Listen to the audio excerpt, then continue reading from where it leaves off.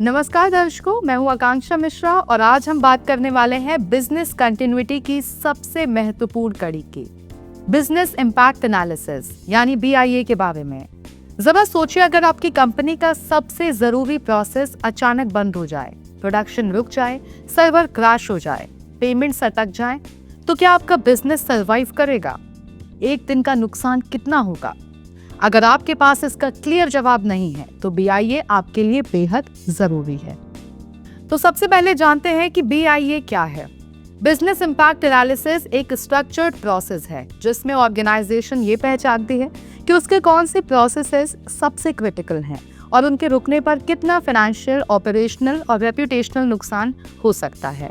अगर सरल शब्दों में बात करें तो BIA ये तय करता है कि डिजास्टर के समय सबसे पहले किस प्रोसेस को रिकवर करना है। ये बिजनेस कंटिन्यूटी प्लानिंग की फाउंडेशन है। तो अब ये भी जानते हैं कि BIA क्यों जरूरी है। रिस्क असेसमेंट पूछता है क्या हो सकता है, लेकिन BIA पूछता है अगर हो गया तो नुकसान कितना होगा। बिना BIA के रिकवरी प्लान अंदाजे पर आधारित होता है।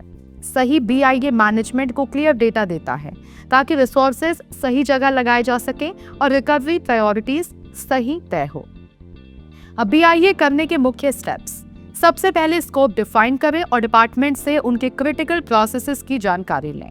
हर प्रोसेस के लिए ये समझें कि अगर वो 24 घंटे, 48 घंटे या 3 दिन के लिए रुक जाए तो क्या असर होगा।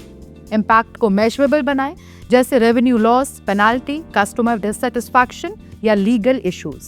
फिर मैक्सिमम एक्सेप्टेबल डाउन टाइम यानी MAD तय करें, यानी प्रोसेस कितने समय तक बंद रह सकता है। इसके आधार पर रिकवरी टाइम ऑब्जेक्टिव यानी RTO और रिकवरी पॉइंट ऑब्जेक्टिव यानी RPO डिफाइन करें। RTO बताता है कि सिस्टम कितने समय में रिस्टोर होना चाहिए, जबकि RPO बताता है कि कितना डेटा लॉस एक्सेप्टेबल है। अब एक प्रैक्टिकल एग्जाम्पल के साथ इसको समझते हैं। ई-कॉमर्स कंपनी, मान लीजिए एक ई-कॉमर्स कंपनी है। अगर उसका पेमेंट सिस्टम बंद हो जाए तो रेवेन्यू तुरंत रुक जाएगा। एक दिन में 5 लाख रुपए का नुकसान हो सकता है, 3 दिन में 20 लाख और कस्टमर ट्रस्ट भी प्रभावित होगा।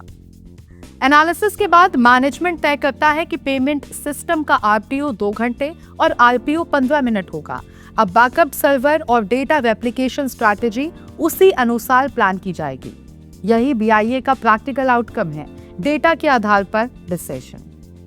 अब डिपेंडेंसीज और डॉक्यूमेंटेशन। हर प्रोसेस की डिपेंडेंसीज पहचानना जरूरी है, जैसे IT सिस्टम, इंटरनेट, वेंडर्स या मैन पावर। इन डिपेंडेंसीज के बिना रिकवरी प्लान अधूरा है। BIA की प्रॉपर डॉक्यूमेंटेशन होनी चाहिए जिसमें इम्पैक्ट एनालिसिस, RTO, RPO और रिकवरी प्रायोरिटीज क्लियरली डिफाइंड हो। ऑडिट के दौरान यही एविडेंस देखा जाता है। अब कॉमन मिस्टेक्स जिनसे आपको बचने की जरूरत है।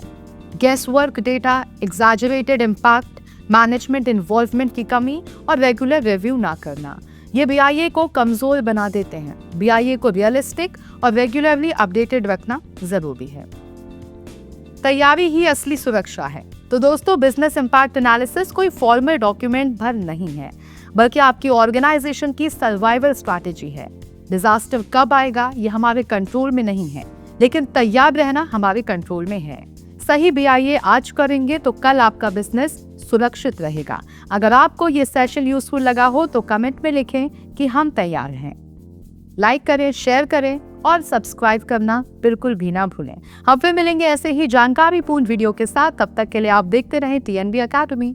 धन्यवाद।